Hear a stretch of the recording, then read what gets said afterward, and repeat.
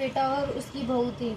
बहू बर्तन मारने जाकर पानी डालने नीचे जाती तो अड़ोस पड़ोस की औरतें उससे पूछती आज खाने में क्या खाया है, तो वो कहती बासी कोसी तरवासी। एक दिन जब वह बर्तन मांज कर पानी फेंकने गई तो रोजाना की तरह औरतों ने पूछा कि आज क्या खाया है, तो फिर उसने उसी दिन वही जवाब दिया, बासी कुसी तरवासी। उस दिन सेठ के बेटे ने नीचे उतरते हुए उसकी यह बात सुन ली और मन में सोचने लगा अभी तो यह ताजा भोजन करके आई है और फिर भी इसने दूसरों को बासी कुसी बताया। दूसरे दिन उसने माँ से कहा खीर खांड का भोजन बनवाया। माँ, बेटे और बहू तीनों ने बड़ी प्रशंसा से भोजन किया। बहू बर्तन मांझ कर पानी को नीचे डालने गई तो पीछे पीछे उसका आदमी भी गया। आज भी हमेशा की तरह औरतों ने पूछा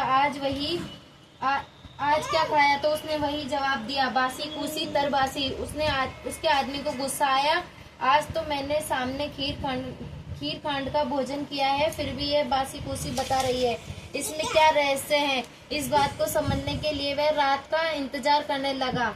जब रात हुई और बहू कमरे में आई तो उसके आदमी ने पूछा कि आज तूने खीर खांड का भोजन किया, फिर भी पड़ोसी औरतों को बासी कुसी क्यों बताया। तब बहू मुस्कुराकर बोली कि आपके दादा परदादा की कमाई है, तो वह बासी कुसी हुई या नहीं। ये सुनकर उसने परदेश जाने की सोची ली तथा सुबह उठकर माँ से बोला, माँ मैं कमाने के लिए परदेश जाऊंगा। माँ ने कहा अपने पास बहुत धन है, तुझे परदेश जाने की क्या आवश्यकता है। लेकिन बेटे ने जिद करने पर माँ ने परदेश जाने की स्वीकृति दे दी। वह कमाने के लिए परदेश चला गया। वहाँ उसे एक सेठ के यहाँ नौकरी मिल गई। कुछ ही समय में वह सारा काम काज करने लग गया। सेठ अपना सारा कारोबार उसे सौंपकर स्वयं तीर्थ यात्रा करने चला गया। इधर सास ने बहू से कह रखा था कि दिए की बुझावे तो चूल्हे की मत बुझाना और चूल्हे की बुझ जाए तो दिए की मत बुझाना। लेकिन एक दिन दोनों अग्नि बुझ गई तो बहू पड़ोस में अग्नि लेने गई। उसने देखा कि वहाँ पड़ोस की औरत किसी माता का पूजन कर रही है। यह देखकर उसने पूछा कि आप किस माता का पूजन कर रही है, मुझे भी बताओ कि ये किसका व्रत है तथा इसके करने से क्या फल होता है। तो उनमें से एक बोली, हम तो चौथ माता का व्रत व पूजन कर रही है।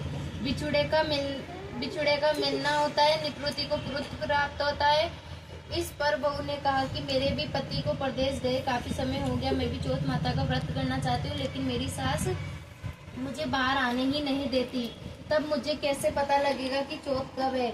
इस पर औरतों ने कहा कि तुम रोजाना एक डिब्बा में गेहूं का दाना रखती जाना, जिस दिन 30 दाने पूरे हो जावे उसी दिन व्रत रखती शाम को चौथ माता की पूजा करके चंद्रमा को अर्घ देकर फिर खाना खा लेना। साहूकार की बहू कहे अनुसार व्रत करने लगी। इस व्रत करते करते काफी समय बीत गया तो चौथ माता ने सोचा कि यदि इसकी नहीं सुनी तो अपने को कोई